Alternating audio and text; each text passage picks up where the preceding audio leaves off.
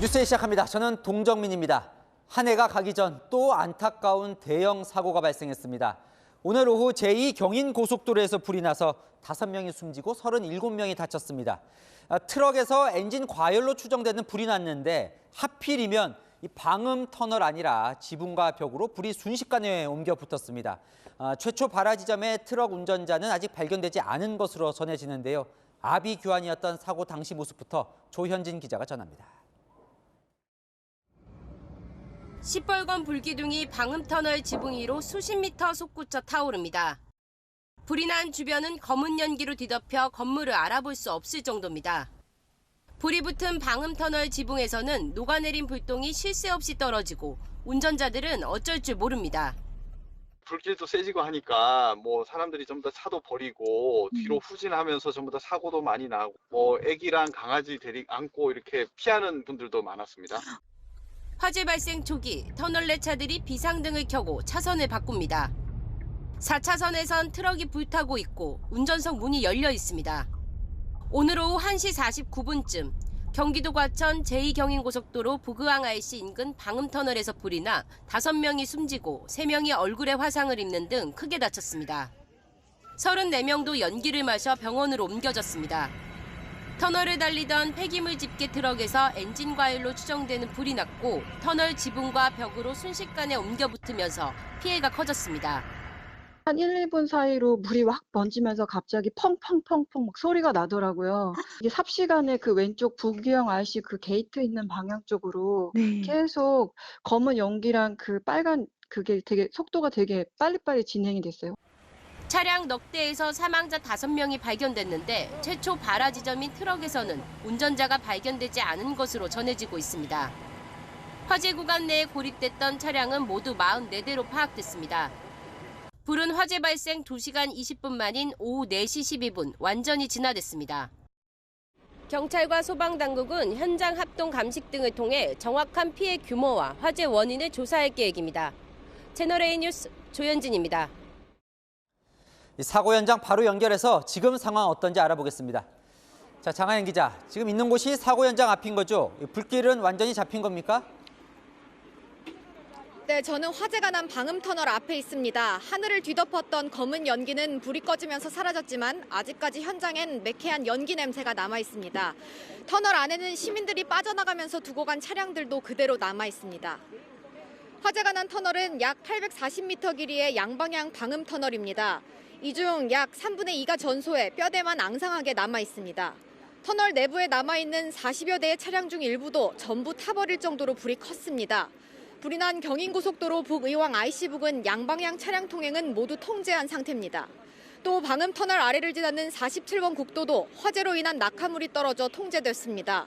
퇴근 시간이 겹치면서 해당 구간 근처 차량도 정체를 빚고 있습니다. 어쩌다 불이 났는지 화재 원인이 정확히 밝혀졌습니까? 네, 소방은 현재 정확한 화재 원인을 파악하고 있습니다. 당초 버스와 집게 트럭 간 추돌 사고로 화재가 발생한 것으로 알려졌었는데요. 소방당국 분석으론 트럭 엔진 과열로 불이 난 걸로 보입니다. 경찰 측에 따르면 재활용 수거 차량에서 엔진 과열로 불이 시작된 것으로 추정됩니다. 현재까지 나온 5명의 사망자는 평촌 한림대병원으로 옮겨지고 있습니다. 다친 37명 중 안면부 화상 등 중상자는 3명, 단순 연기 흡입 등 경상자는 34명입니다. 윤석열 대통령은 추가 인명피해가 발생하지 않도록 사고 현장에 대한 수색을 철저히 실시하라고 지시하고 유사한 사고가 발생하지 않도록 방음터널 등 유사 시설에 대한 긴급 점검을 실시하라고 주문했습니다. 지금까지 터널 화재 현장에서 채널A 뉴스 장하연입니다. 이 소음을 막기 위한 방음터널이 이렇게 화재에 취약한 줄을 몰랐습니다. 터널 천장이 불이 닿자마자 걷잡을 수 없이 번졌는데요. 플라스틱 소재라 불에 잘 타는데 이 관련 안전 규정은 허술하기 짝이 없습니다. 김예지 기자입니다. 폐기물 집게 트럭 운전석이 활활 타오릅니다. 일반 차량과 달리 운전석이 높다 보니 불길이 방음터널 천장으로 쉽게 옮겨 붙은 겁니다. 환풍기가 계속 돌아가고 불이 붙은 천장에서 플라스틱 판이 녹으면서 불똥이 뚝뚝 떨어집니다. 화재가 발생한 방음터널은 지난 2017년 8월 완공됐습니다. 방음터널의 소재는 강화 유리를 쓰기도 하지만 천장의 경우 곡선으로 만들어야 해 플라스틱률을 많이 사용합니다. 시공이용이에 빠른 공사가 가능하지만 화재 발생 시 안정성에 취약합니다. 국가건설 기준에 따르면 방음판의 경우 규정상 플라스틱을 쓸 수 있는데 흐림도 변화나 균열 손상에 대한 기준은 있지만 연소 시험 기준은 없습니다. 지난해 개정된 방음시설의 성능 및 설치 기준법에 방음시설은 내구성, 내화성이 좋은 것으로 한다고 추가된 게 전부입니다. 플라스틱이기 때문에 굉장히 쉽게 타고 빨리 타고 연기도 많이 나오고 유독성 가스도 많이 나오고. 화재로 소실돼 2년 동안이나 흉물로 방치됐던 수원 광교 신도시 하동 IC 고가도로. 당시 화재도 방음 터널의 플라스틱이 불을 키웠다는 지적이 나왔습니다. 최근에는 방음 터널 벽면은 플라스틱 대신 접합 유리를 쓰는 추세입니다. 불을 안 붙으니까요. 접합 유리를 쓴 이유가 근데 tun전제는 접합 유리를 쓰면 무게 때문에. 방음 터널 소재 안전성에 대한 점검이 필요해 보입니다. 채널A 뉴스 김예지입니다. 다음 소식입니다. 코로나 이후 거의 뜸했던 중국 관광객들이 대거 몰려올 것으로 보입니다. 중국이 본격적으로 국경 개방에 나서면서 한국행 항공 예약이 4배나 급증했는데요. 중국 관광객이 다시 북적거리면 국내 경제에 도움은 되지만 우려도 있습니다. 먼저 베이징 공태현 특파원 보도 보시고 걱정거리도 좀 짚어보겠습니다. 가방을 끌고 가는 여행객들이 끊임없이 공항으로 들어갑니다. 평일 오후에도 여행을 떠나는 중국인들이 부쩍 늘었습니다. 국내 여행만이 아니라 해외 항공편 예약도 급증했습니다. 입국 규제 완화가 발표된 다음 날 여행 사이트에는 한국행 항공 예약은 하루 새 400% 급증했고 외국 관광지 검색과 비자 관련 검색도 10배 정도 늘었습니다. 지난 3년 동안 발길이 끊겼던 중국 단체 관광객 유커가 움직일 조짐을 보이자 세계 증시에서 여행 관련 주식들도 일제히 들썩였습니다. 泰国、日本、韩国，还是主要的旅游城市，都想去国外玩。那就想念那个感觉。它一解封，我们就会去。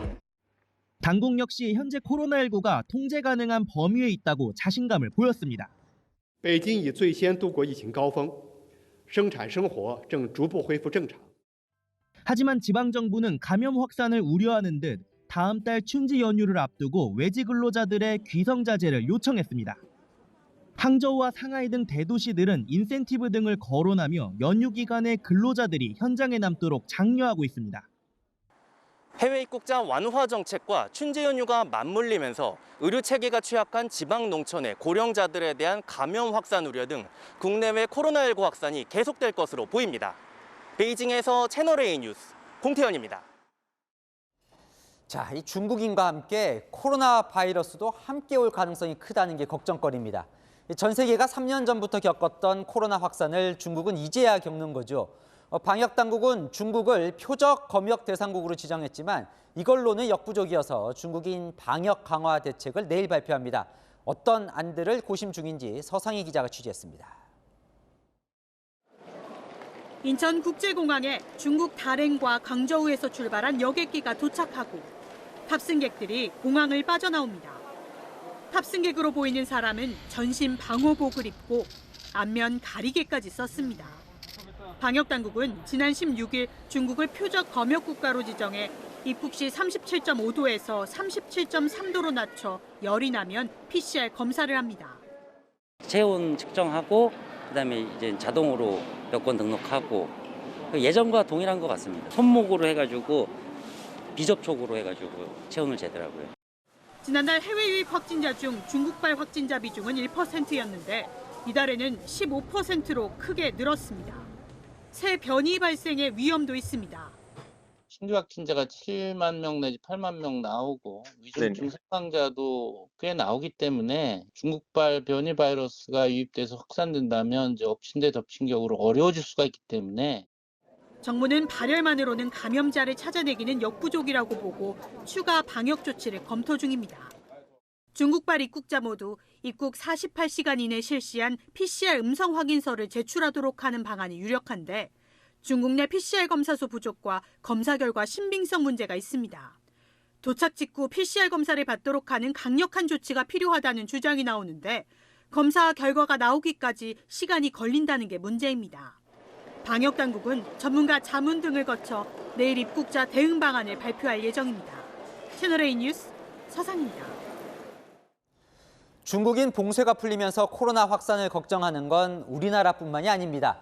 이탈리아가 중국에서 출발해 밀라노에 도착한 이 비행기 탑승객을 검사를 해봤더니 절반이 양성 반응을 보였다는데요. 중국발 입국자에 대한 각국의 조치들을 염정원 기자가 취재했습니다. 지난 26일 이탈리아 밀라노의 국제공항에 도착한 중국 베이징과 상하이발 여객기 2대. 첫 항공편의 탑승객의 38%, 두 번째 탑승객의 52%에서 코로나19 양성 반응이 나왔다고 지역 보건당국이 밝혔습니다. 이탈리아 정부는 중국에서 오는 모든 승객에 대해 PCR 검사를 실시하기로 했습니다. 이탈리아 보건장관도 EU 집행위원회에 새 변이 출현을 확인하기 위해 코로나19 검사가 매우 중요하다며 EU 회원국들이 같은 조치를 내려야 한다고 요청하는 서한을 보냈습니다. 지난 6월 모든 입국자에게 코로나 음성 증명과 백신 접종 요구를 전면 중단했던 미국도 중국에 빗장을 다시 걸었습니다. 다음 달 5일부터 중국 본토와 마카오, 홍콩에서 미국으로 입국하는 모든 여행객들은 이틀 이내에 실시한 음성 확인서나 코로나19에 감염된 뒤 회복했다는 증빙 서류를 제출해야 합니다. 인천공항 등을 경유하는 중국발 승객도 검사 대상입니다. 일본은 당장 내일부터 중국발 입국자 전원을 대상으로 신속항원 검사를 실시합니다. 중국발 항공편은 도쿄 등 4개 지역 공항만 이용할 수 있습니다. 中国からの入国者に対して臨時的な特別措置を講ずること、12月30日午前0時から適用することとしたいと思っています。 영국과 독일, 호주 등 주요국들도 추가 변이 등장 등을 예의주시하며 중국발 입국 규제 여부를 검토 중입니다. 채널A 뉴스 염정원입니다. 검찰 구형을 앞두고 도주했던 라임 사태의 핵심 인물 김봉현 전 스타모빌리티 회장이 오늘 오후 붙잡혔습니다. 전자 팔찌를 끊고 잠적한 지 49일 만인데요. 취재기자 연결해서 어디서 잡혔는지 알아보겠습니다. 자, 박건영 기자, 밀항 가능성도 제기가 됐었는데요. 화성 동탄에서 잡혔다는군요. 네, 맞습니다. 김봉현 전 스타모빌리티 회장이 잠적 49일 만에 검거됐습니다. 경기 화성시 동탄 신도시의 아파트에서 은신하고 있다가요. 오늘 오후 4시쯤 검찰 수사관들에게 붙잡혔습니다. 검찰 관계자는 김 전 회장이 검거를 피하려고 아파트 9층 베란다를 통해 탈출을 시도하려 했다고 밝혔습니다. 편한 옷차림이었던 김 전 회장은 검거 이후 격하게 반발하며 수사관들을 향해 험한 말을 쏟아내기도 했는데요. 앞서 김 전 회장은 보석 상태였던 지난달 11일 한강 팔당대교 근처에서 전자팔찌를 끊고 그 길로 잠적했습니다. 1,000억 원대 횡령 혐의로 재판을 받다가 검찰 구형이 예고된 날 도주한 건데요. 검찰은 한 달 넘게 김 전 회장의 통신 내역과 생활 반응 등을 추적하고 철야 잠복과 탐문 수사를 병행해 김 전 회장의 은신처를 찾아낸 걸로 전해졌습니다. 검찰은 김 전 회장의 해외 밀항 가능성을 차단하려고 해경과 해군 등과 공조해서 선박에 대한 검문 검색도 강화했는데요. 결국 국내를 벗어나지 못하고 붙잡힌 겁니다. 검찰은 김 전 회장의 도피를 도운 혐의로 조카와 지인 등을 구속해 재판에 넘겼고 미국에 체류 중인 김 전 회장 누나도 같은 혐의로 인터폴을 통해 적색 수배를 내리기도 했는데요. 검찰은 김 전 회장을 서울 남부구치소로 수감한 뒤 도주 경위와 조력자를 조사해서 조만간 구속영장을 청구할 방침입니다. 지금까지 사회 일부에서 전해드렸습니다. 네. 성남FC 후원금 의혹으로 검찰의 소환 통보를 받은 이재명 대표는 출석 시기를 놓고 여전히 고심 중입니다. 다음 달 10일에서 12일 사이라는 이야기가 있었다가 다음 주에 곧바로 출석하는 방안도 논의되고 있습니다. 김유빈 기자가 취재했습니다. 이재명 더불어민주당 대표가 검찰 출석일을 놓고 고심 중인 것으로 알려졌습니다. 검찰이 다시 제안한 1월 10일에서 12일 사이에 출석하는 안과 이보다 앞서 출석하는 일정이 검토되고 있습니다. 일단 검찰의 새 제한일인 다음 달 10일에서 12일 사이에 출석할 가능성이 높습니다. 하지만 전격적으로 출석일을 앞당길 수도 있습니다. 민주당 핵심 관계자는 어차피 출석할 거라면 시간 끌 필요 없다는 게 이 대표 생각이라며 중요한 일정들을 제외하면 가장 빠른 건 다음 주라고 설명했습니다. 이 대표는 새해 첫 일정으로 1일과 2일, 이틀간 부산과 경남을 찾을 예정인데 이 일정 직후에 출석할 수 있다는 겁니다. 이 대표가 1월 둘째 주 신년 기자간담회를 열 경우 이전에 출석하는 게 유리하다는 판단에서입니다.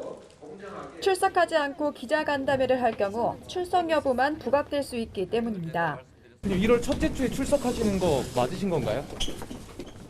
우리 대통령 가족들에 대한 수사는 언제 하는지도 좀 관심 가져주시기 바랍니다. 검찰은 이 대표 측으로부터 출석일 답변을 기다리고 있다고 밝혔습니다. 이 대표 측은 여러 가지를 종합적으로 고려해 이른 시일 내 최종 출석 시점을 결정할 방침입니다. 채널A 뉴스 김유빈입니다. 이번 임시국회 회기는 원래 다음 달 9일이면 끝납니다. 그런데 민주당에서는 9일 이후에 곧바로 임시국회를 다시 소집하자는 말이 나오고 있습니다. 국민의힘에서는 즉각 불체포 특권을 위한 이재명 방탄국회라는 비난이 나왔습니다. 김호영 기자가 취재했습니다. 더불어민주당 지도부가 내년 1월 임시국회 소집 가능성을 언급하기 시작했습니다. 12월 임시국회가 끝나는 1월 9일 이후에도 법안 처리와 이태원 국정조사 특위 활동을 위해 임시국회를 열어야 한다는 겁니다. 지금 일물법 관련된 부분도 그렇고 그다음에 우리 국정조사도 지금 진행되고 있지 않습니까? 1월 달 임시국회가 다시 소집돼야 되지 않겠냐. 민주당 관계자는 국정조사 특위가 예산안 처리 때문에 늦게 출범해 기간 연장이 필요하다고 설명했습니다. 민주당은 특위 활동을 이유로 들지만 국민의힘은 방탄국회를 의심하고 있습니다. 회기 중에는 국회 동의 없이 현역 국회의원을 체포할 수 없는 불체포 특권을 이용해 이재명 방탄국회를 열어두려는 게 아니냐는 주장입니다. 민주당은 국회를 무대로 이재명 방탄훈련을 언제까지 계속할 생각입니까? 1년 내내 국회를 열어두고 이재명 체포동의안이 국회로 넘어올 때마다 부결시키겠다는 계산입니다. 또 어제 부결된 민주당 노웅래 의원 체포동의안이 이재명 방탄의 예행연습이었다고 날을 세웠습니다. 자당 대표에 대한 체포동의안을 미리 막아내기 위한 예행연습이라는 것이 다수의 관측입니다. 방탄국회 소집하기 위해서 임시국회 또 요구할지도 모릅니다. 정의당도 시대착오적인 불체포 특권은 대한민국 시민이 국회를 불신하는 이유라고 비판했습니다. 채널A 뉴스 김호영입니다. 사회공무원 피격 사건, 이 검찰이 국정원 고발 5달 만에 이른바 윗선을 모두 재판에 넘겼습니다. 구속된 서훈 대통령 안보실장에 이어 오늘은 박지원 전 국가정보원장과 서욱 전 국방부 장관을 첩보 삭제 혐의로 재판에 넘겼는데요. 문재인 전 대통령 조사 가능성을 완전히 닫아놓지는 않았습니다. 김민곤 기자입니다. 검찰이 서해 피격 사건 관련 첩보자료 삭제를 지시한 혐의로 박지원 전 국가정보원장과 서욱 전 국방부 장관을 재판에 넘겼습니다.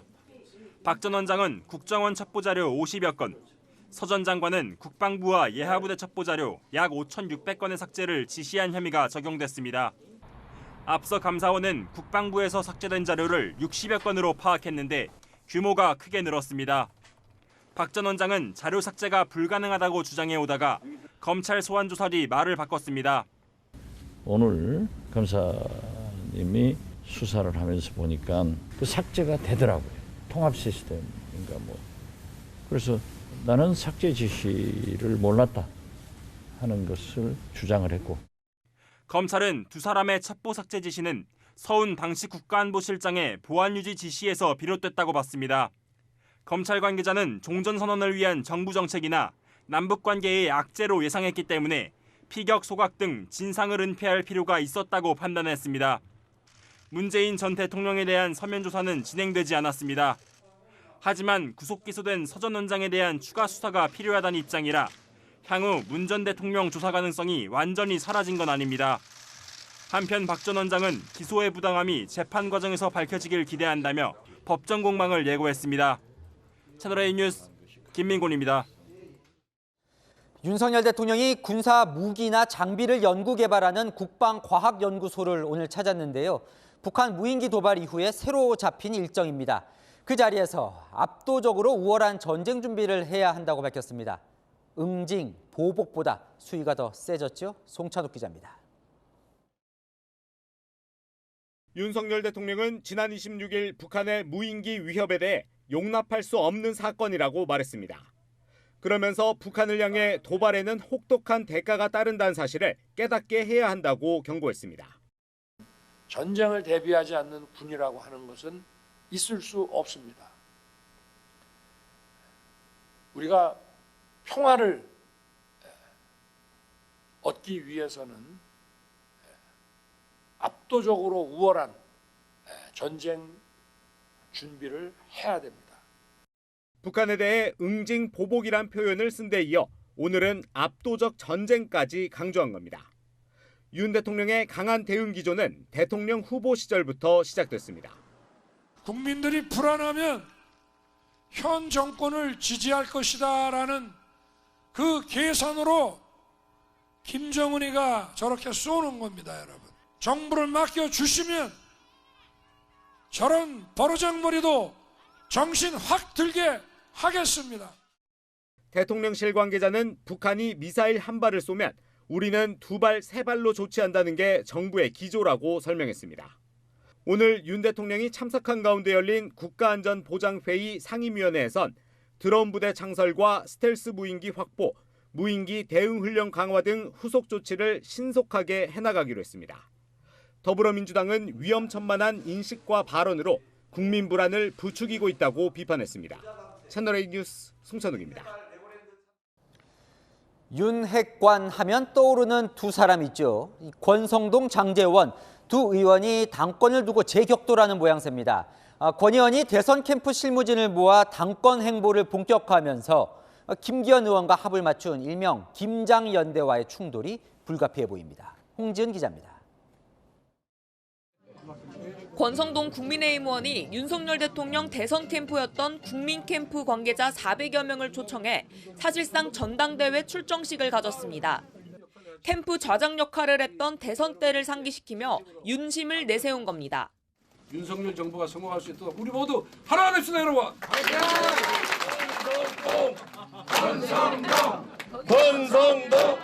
우리는 윤석열에서 존재하니까 윤석열 외쳐봅시다. 윤석열. 반면 장제원 의원은 그제 당대표 출마를 선언한 김기현 의원과의 일명 김장연대를 띄우고 있습니다.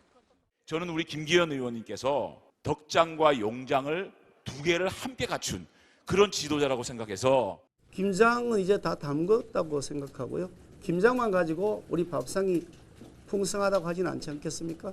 이제 된장찌개도 좀 뜨겁게 끓여야 될 것 같고요. 김 의원은 지난달 윤 대통령과 관저 만남 이후 최근 기독교 지도자 관저 만찬 때도 초청을 받은 것으로 알려졌습니다.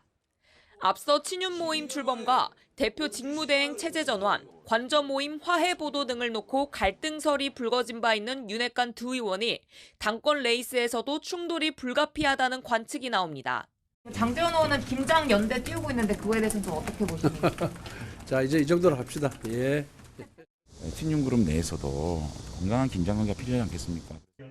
국민의힘은 오늘 전당대회 준비를 위한 선관위 구성을 마쳤습니다. 채널A 뉴스 홍지은입니다.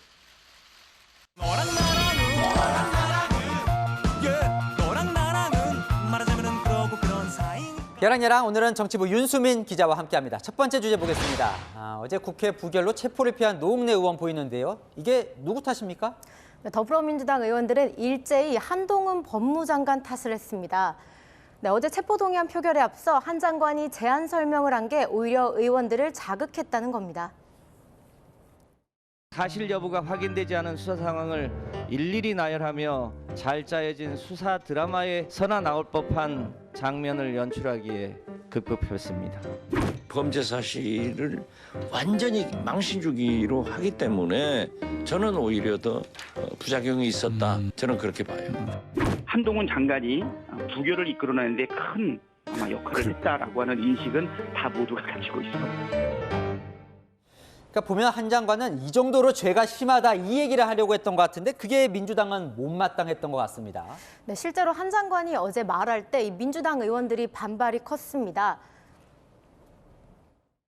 구체적인 청탁을 주고받은 뒤 돈을 받으면서 저번에 주셨는데 뭘 또 주냐, 저번에 그거 제가 잘 쓰고 있는데 라고 말하는 노웅래 의원의 목소리, 돈봉투 부스럭거린 소리까지도 그대로 녹음되어 있습니다.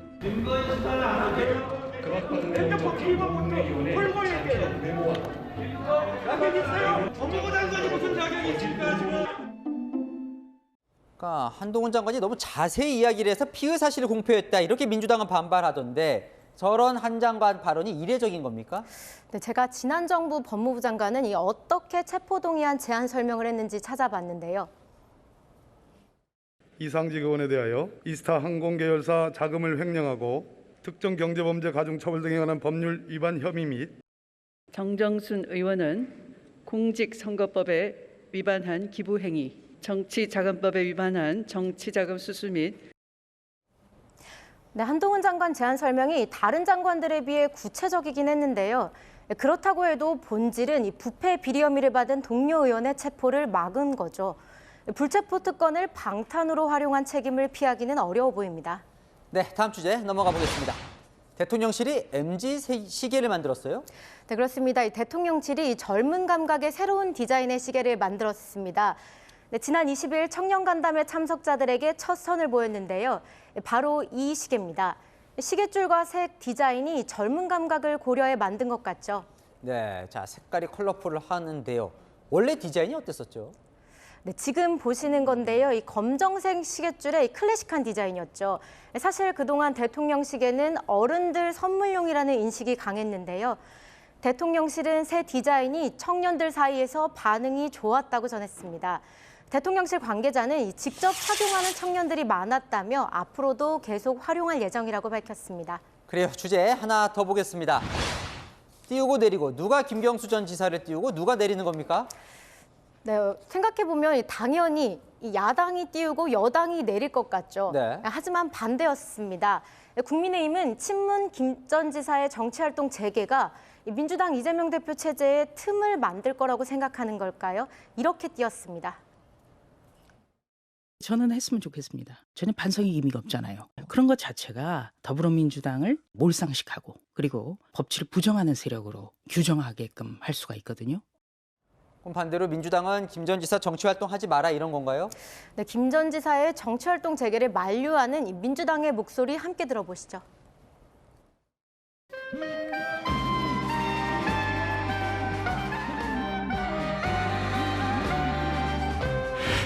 당장 당내 현안이나 정치 현업에 복귀할 가능성은 없다고 보시는 게 맞을 것 같습니다. 다음 총선까지는 조용히 지내면서 김경수 지사 지금 석방되시고 나서 바로 어떤 정치적인 어떤 역할을 언급하는 것은 아직은 좀 이르지 않나 생각은 듭니다. 네, 친명계는 당이 이재명 대 김경수 구도로 재편되는 걸 경계하는 듯하고요. 친문계는 훗날 구심점이 될 김 전 지사가 이른 정치 재개로 상처를 받을까 봐 우려하고 있는 분위기입니다. 글쎄요, 출소하면서 교도소 앞에서 입장도 밝히고 사실상 이 정치 활동을 재개하는 것 아닙니까? 김 전 지사는 출소한 날에 고 노무현 전 대통령의 묘역을 찾아 참배했고요. 그리고 문재인 전 대통령도 조만간 만나겠다고 했죠. 복권되지 않아 2027년까지 선거에 출마는 못하지만 정치 활동은 재개할 거라는 관측이 많은데요. 정치 활동을 하든 다른 일을 하든 국민 통합에 기여하는 방향이길 바랍니다. 네, 지금까지 여랑야랑이었습니다. 네, 다음 소식입니다. 택시기사와 전 여자친구 2명을 살해한 파주 연쇄살인범 신상이 공개됐습니다. 31살 남성 이기영. 경찰은 사이코패스 검사를 하기로 했습니다. 정현우 기자입니다. 경찰은 택시기사와 전 여자친구를 살해한 남성의 신상과 사진을 공개했습니다. 1991년생, 31살 이기영입니다. 어제 구속영장 심사를 위해 의정부지법 고양지원에 출석했던 이기영은 점퍼에 달린 모자를 뒤집어 쓴 채 고개를 숙인 모습이었습니다. 택시기사 살해는 계획하신 건가요? 전 여자친구를 왜 살해하신 거예요? 이기영은 지난 20일 택시기사를 살해한 뒤 시신을 옷장에 숨겼고 지난 8월엔 전 여자친구를 살해한 뒤 인근 하천에 유기한 혐의를 받고 있습니다. 또 이들의 신용카드로 각각 수천만 원을 결제하거나 대출을 받아 쓴 것으로 조사됐습니다. 경기 북부경찰청은 오늘 신상정보 공개 심의위원회를 열었습니다. 이기영의 범행 수단이 잔인하고 중대한 피해가 발생하는 등 신상 공개 요건을 충족해 신상정보 공개를 결정했습니다. 경찰은 이기영에 대한 사이코패스 검사도 진행할 예정입니다. 담당 프로파일러가 수사 자료를 분석한 뒤 이기영과 면담을 추진했지만 이기영이 응하지 않는 것으로 전해졌습니다. 전문가들은 두 건의 살인이 비슷한 범행 패턴을 보인 점을 미루어 볼 때 반사회적 인격장애인 사이코패스 성향이 높다고 보고 있습니다. 다만 본인이 사이코패스 검사를 거부하는 경우 검사의 정확도가 떨어질 수 있다고 우려했습니다. 채널A 뉴스 정현우입니다. 이 택시기사 유족들이 들으면 억장이 무너질 이야기인데요. 이기영에게 경찰이 택시기사를 왜 살해했냐 물었더니 본인이 음주운전을 하다가 사고를 내놓고는 이 택시기사가 합의금에 항의를 한다고 범행을 저질렀다. 이렇게 진술했다고 합니다. 전민영 기자의 단독 보도입니다. 일행 2명과 함께 차에서 내린 이기영. 길을 건너 곧장 맞은편 음식점으로 들어갑니다. 이기영이 택시기사와 접촉사고를 내기 2시간 반 전 모습입니다. 경찰은 이기영이 해당 음식점에서 술을 마셨고 일행의 만류에도 불구하고 음주운전을 하다 사고를 낸 걸로 보고 있습니다. 지난 8월 전 여자친구를 살해한 뒤 시신을 유기했던 이기영은 경찰 조사를 피하기 위해 택시기사에게 합의금을 제안했습니다. 이후 6km 떨어진 자신의 집으로 함께 이동해 소에게 합의금을 제안했고 택시기사가 이에 항의하자 둔기로 살해한 겁니다. 이기영은 합의금 액수를 들은 택시기사가 항의해 범행을 저질렀다고 진술했습니다. 그 뒤로 옷장에 시신을 숨긴 채 택시기사의 신용카드로 5천만 원가량을 사용하다 닷새 만에 범행이 발각됐습니다. 현 여자친구가 고양이 사료를 찾던 중 옷장에서 시신을 발견하고 신고한 겁니다. 이기영은 전 여자친구를 살해할 때도 집에서 자전거를 수리하던 중 둔기를 던졌던 걸로 조사됐습니다. 이후 천으로 된 자동차용 루프백에 시신을 담아 차량 뒷좌석에 싣고 공릉천에서 가방째로 유기했다고 진술했습니다. 경찰은 진술의 사실 여부를 가리는 한편 범행을 계획하고 택시기사를 집으로 유인했는지 조사하고 있습니다. 채널A 뉴스 전민영입니다. 중국이 해외 각국에 비밀 경찰서를 만들어 운영한다는 의혹이 제기됐죠. 우리나라에서는 서울 송파구에 중식당이 지목됐는데요. 이 식당 대표가 기자회견을 열고 의혹을 부인했습니다. 우리 외교부도 아직 명확한 입장을 밝히지 않아서 의혹만 커지고 있습니다. 최승현 기자가 보도합니다. 서울 송파구 한강공원에 있는 대형 중식당. 동방명주라는 상호명이 한자와 한글로 적혀 있습니다. 이 식당이 국내 중국 비밀 경찰의 거점이라는 의혹이 불거져 국정원 등 관계기관이 방첩 활동을 벌이고 있습니다. 지난 4일 스페인의 한 인권단체는 53개국에 102개의 중국 비밀 경찰서가 설치됐고 각국의 화조센터가 연결고리라고 밝혔습니다. 화조센터는 중국 국무원의 지원을 받아 해외 중국 교포를 지원하는 서비스 단체입니다. 그런데 중식당 동방명주의 대표인 왕혜군 씨가 화조센터 주임으로도 활발하게 활동하면서 의혹이 커진 겁니다. 이 중식당은 지난 2020년 여의도 국회 앞에도 지점을 냈는데 해당 주소엔 중국 국영방송사인 CCTV가 입주해 있습니다. 주한 중국 대사관은 의혹을 부인하고 외교부는 명확한 입장을 밝히지 않고 있습니다. 외국 기관의 국내 활동과 관련해서는 우리 국내 법령과 국제 규범에 따라서 이루어질 수 있도록 관련국들과 소통하고 있음을 다시 한번 말씀드립니다. 동방명주 측은 의혹이 불거지자 돌연 휴업한 것으로 알려졌습니다. 오늘은 기자회견까지 열었지만 비밀 경찰이 아니라는 정확한 근거를 제시하지는 않았습니다. 请不要给我们无端的压力和打扰及我们认为不合理的要求。明珠还是一个正常营业经营的场所。事件出现之后，就成了众矢之的。왕 대표는 오는 31일 추가로 설명회를 열겠다고 예고하며 3만 원씩 설명회 입장료를 받겠다고도 밝혔습니다. 채널A 뉴스 최승현입니다. 중국의 코로나 환자가 급속히 늘어나면서 중국인들이 주변국의 감기약까지 쓸어담고 있습니다. 우리나라도 이미 국내 거주 중국인들의 약 사재기 현상이 시작됐는데요. 문제는 다음 달 8일 중국의 입출국 방역 규제가 완전히 풀리면 이런 현상 더 심각해질 수 있다는 겁니다. 해열제, 소염제, 감기약 가리지 않고 약을 사간다는 현장을 제가 취재했습니다.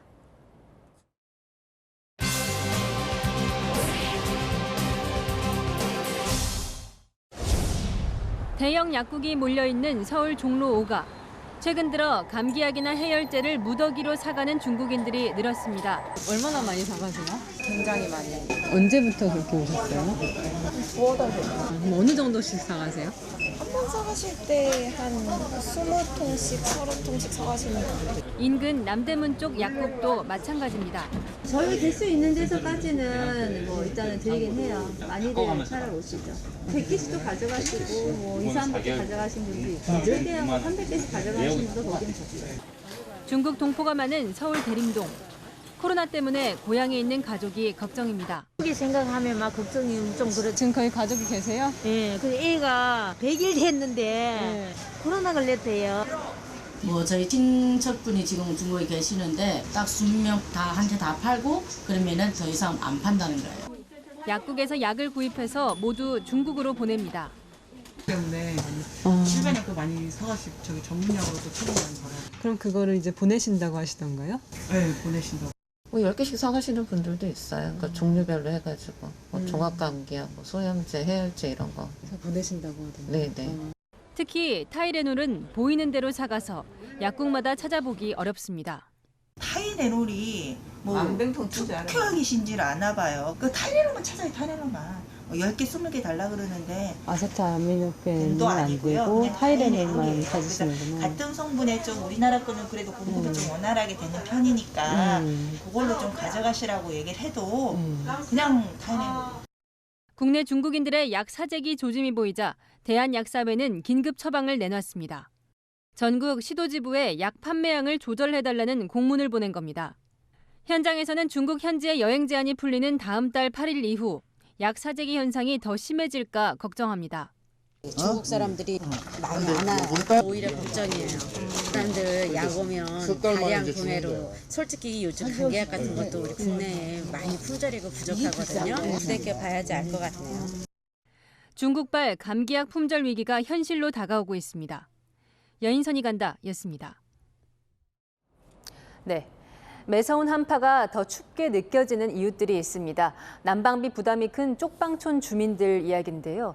열화상 드론 카메라로 촬영해봤더니 온통 차가운 파란색이었습니다. 서주희 기자입니다. 고가차로 아래에 자리 잡은 쪽방촌. 400여 가구가 사는 쪽방촌 지붕 곳곳에 녹지 않은 눈이 그대로 쌓여 있습니다. 주민들은 실내에서도 겹겹이 옷을 껴입고 추위를 견뎌냅니다. 보일러가 있지만 바닥은 냉골입니다. 난로 대용으로 조리용 버너를 들거나 핫팩으로 추위를 견딥니다. 바닥은 빼지를 못해서 찬 거고 그래 춥다 보니까 이걸 키는 거야. 방 안에 춥기 때문에 바깥에 있는 거예요. 방보다 나기 때문에. 작년부터 고장난 거예요. 이걸 사러 나는 진짜 냉골이지. 냉장고. 열화상 장비가 장착된 드론을 쪽방촌 상공에 띄워 촬영해봤습니다. 새파랗게 보이는 쪽방촌 지붕의 표면 온도는 영하 15도 안팎, 가장 낮은 곳은 영하 20도나 됩니다. 주민이 사는 공간이 근처 공업사나 실외에 주차한 차량보다도 온기가 없습니다.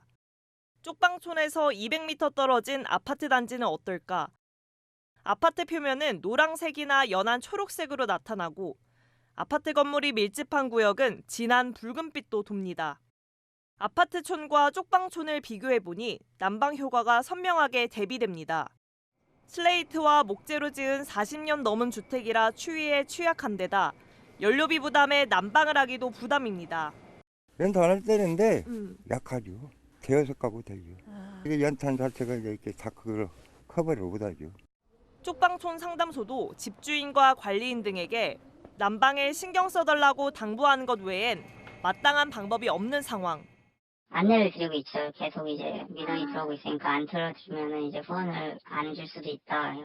쪽방촌 주민들은 그 어느 때보다 길고 혹독한 겨울을 보내고 있습니다. 채널A 뉴스 서주입니다.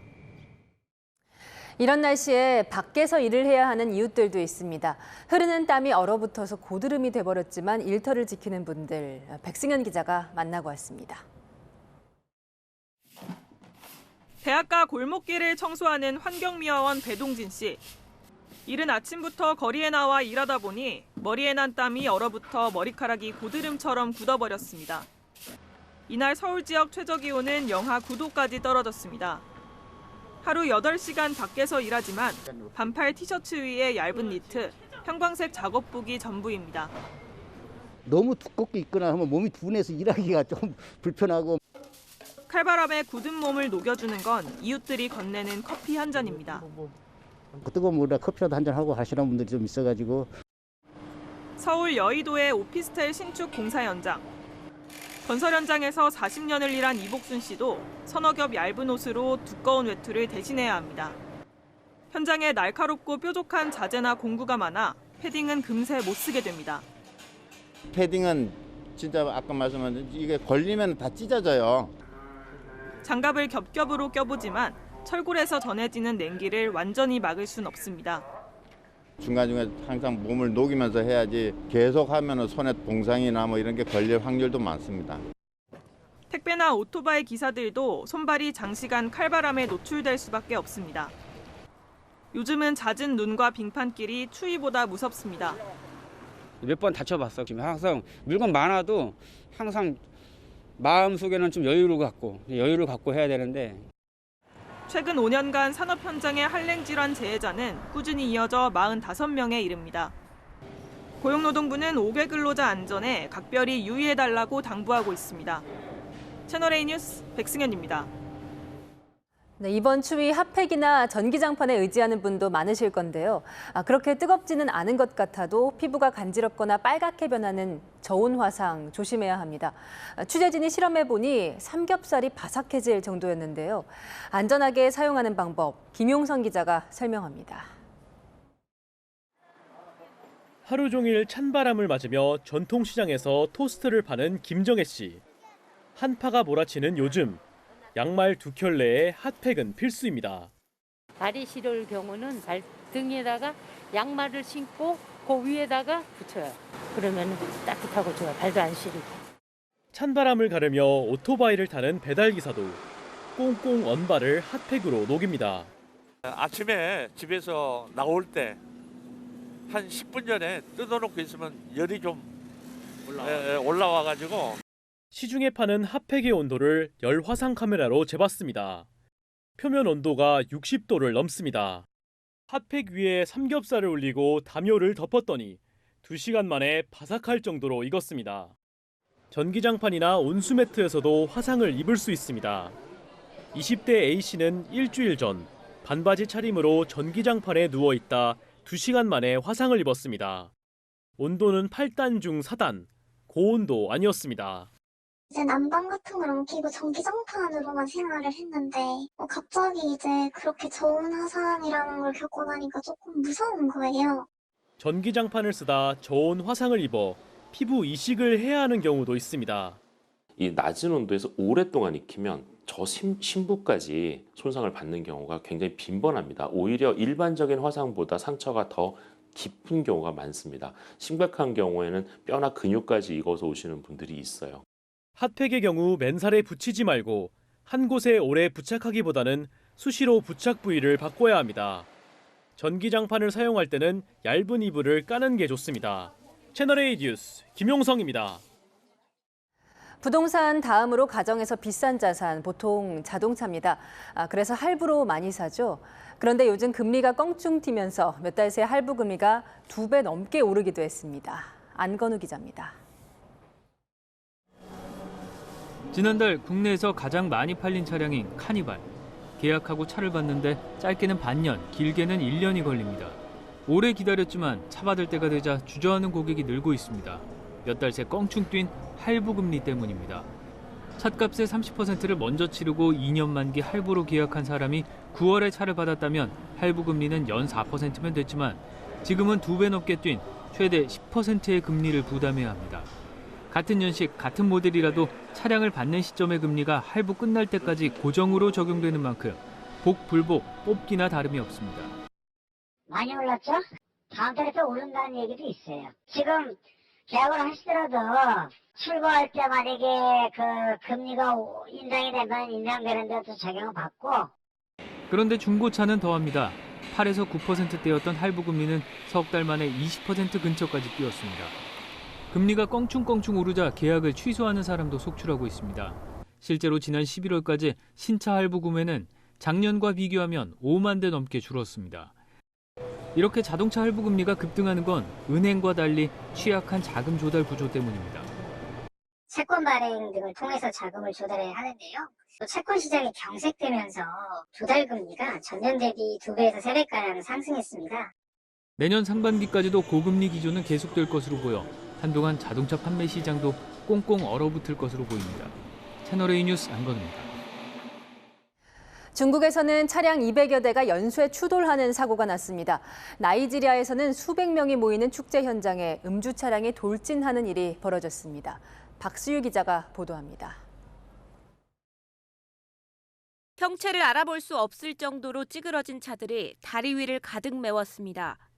차 위에 다른 차가 올라가 있고 승용차와 화물차들은 서로 뒤엉켜 있는 등 폐차장을 방불케 합니다. 어제 아침 7시 40분쯤 중국 허난성 정저우의 황허대교에서 차량 200여 대가 연쇄 추돌하는 사고가 발생했습니다. 기상 악화로 인한 짙은 안개와 살얼음으로 덮인 도로가 사고의 원인으로 추정됩니다. 从前到尾的话，估计有2公里左右。早上的时候，主要是因为雾气比较大，能见度的话也就是20米左右。郑西华大桥路面也结冰了。 이 사고로 1명이 숨지고 10여 명이 다치는 인명피해가 발생했습니다.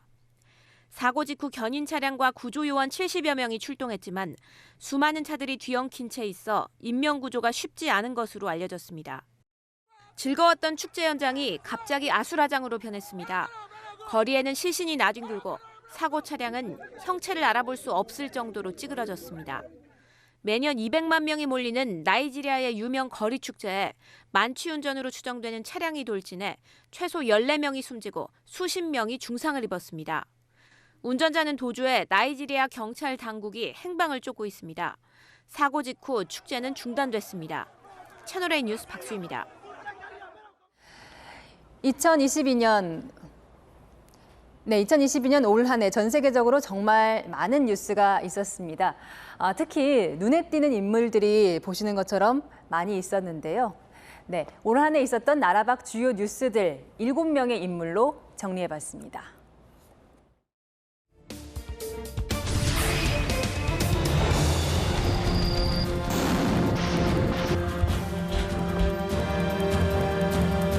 Якщо є диктатор, якщо є війна за свободу, і якщо знов, як і тоді,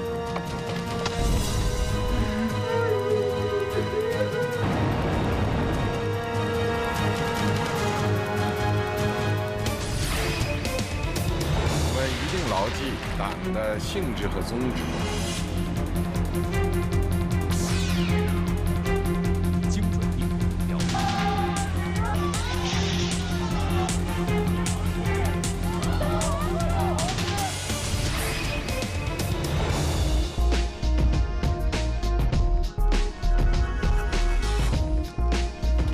Very premature, in my view, pausing our rate.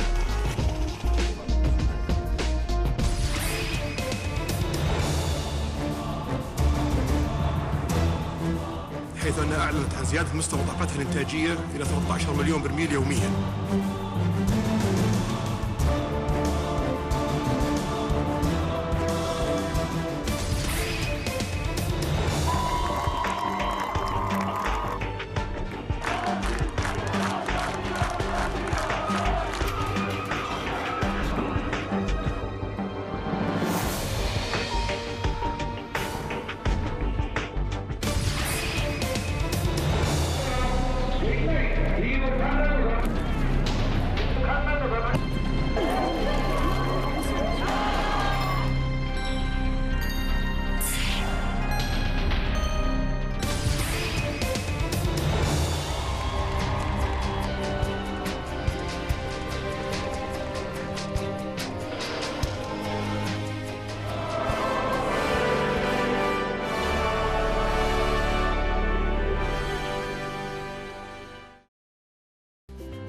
내일 출근길도 따뜻하게 입으셔야겠습니다. 중부 내륙을 중심으로는 한파특보가 발효 중인데요.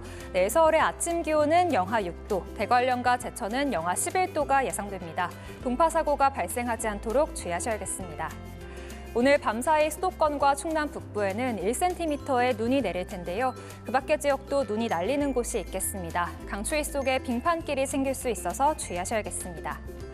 내일은 서쪽을 중심으로 대기질이 탁하겠고요. 동해안은 대기가 갈수록 메말라가고 있습니다. 불씨 관리 잘 해주셔야겠습니다. 내일 아침 대전은 영하 3도, 광주는 영하 2도로 출발해 한낮에는 서울 1도, 전주는 4도가 예상됩니다.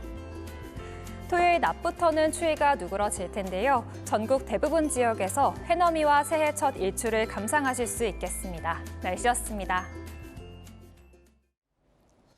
올 한 해를 빛낸 사람들의 어록을 찾아봤습니다. 한국 첫 수학 필즈상을 받은 허준희 교수. 근거 없더라도 자신감이 중요하다 열정을 강조했죠. 피아노 콩쿠르 최연소 우승 임윤찬은 음악 기부는 우주를 열어주는 일이라며 창조와 혁신을 강조했습니다. 16강에 오른 월드컵 축구대표팀의 중요한 건 꺾이지 않는 마음, 도전 정신에 불을 지폈죠. 기나긴 코로나 사태, 가느다란 끝이 보이는 2023년 새해엔 가슴 활짝 펴고 다시 한번 이 단어를 이야기했으면 합니다. 마침표 찍겠습니다. 다시 희망, 뉴스에 마칩니다. 감사합니다.